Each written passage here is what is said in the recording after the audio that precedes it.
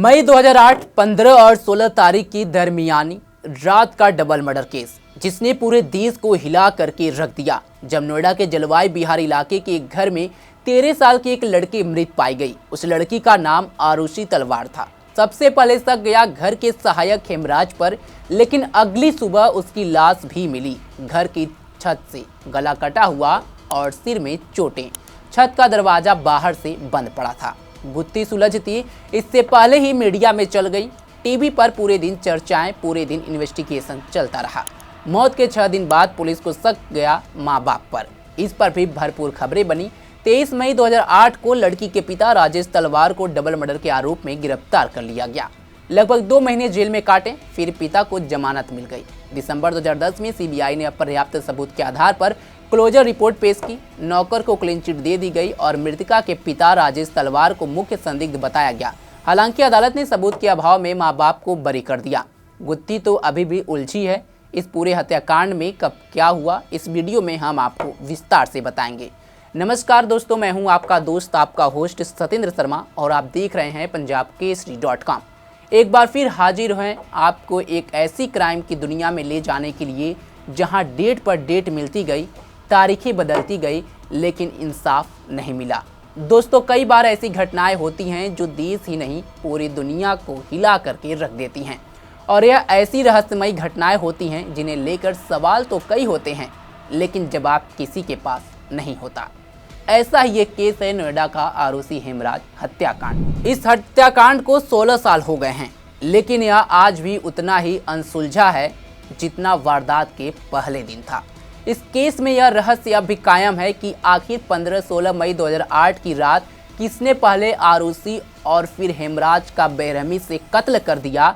आरुषि हेमराज हत्याकांड में मुख्य आरोपी आरुषि के पिता नुपुर और राजेश तलवार को ही बनाया गया था। इन्हें सीबीआई की विशेष अदालत ने दोषी करार देते हुए वर्ष 2013 उम्र कैद की सजा सुनाई थी। वहीं इलाहाबाद हाईकोर्ट ने सीबीआई जांच में कई खामियों का जिक्र करते हुए आरुषि हेमराज मर्डर केस में वर्ष 2017 में उनके माता पिता को सबूतों के अभाव में बरी कर दिया।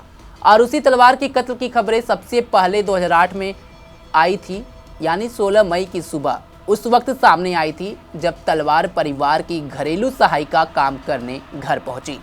घरेलू सहायिका जब आरुषि के कमरे में पहुंची तो उसका शव बेडरूम में पड़ा मिला। वह चीखती चिल्लाती हुई राजेश नुपुर के पास गई।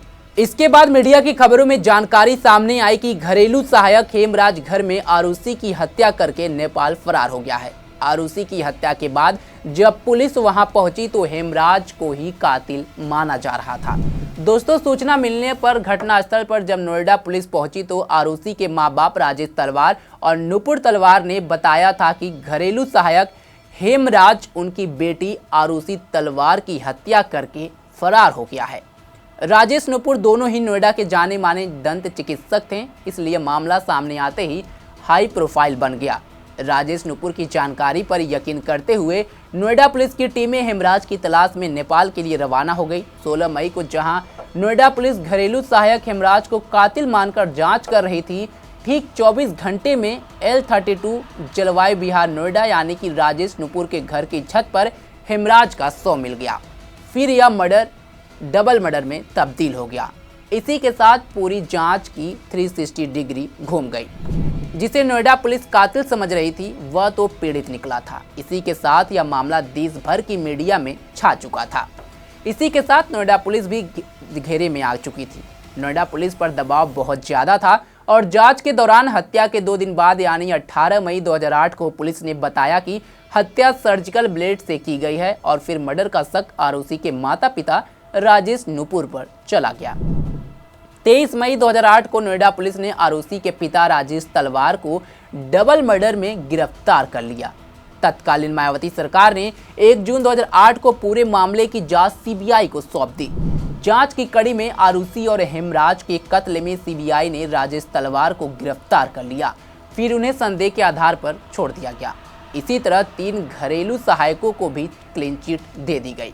फिर 29 दिसंबर 2010 को सीबीआई ने मामले में अपनी क्लोजर रिपोर्ट दाखिल की, जिसमें नौकर को क्लीन चिट दे दी गई।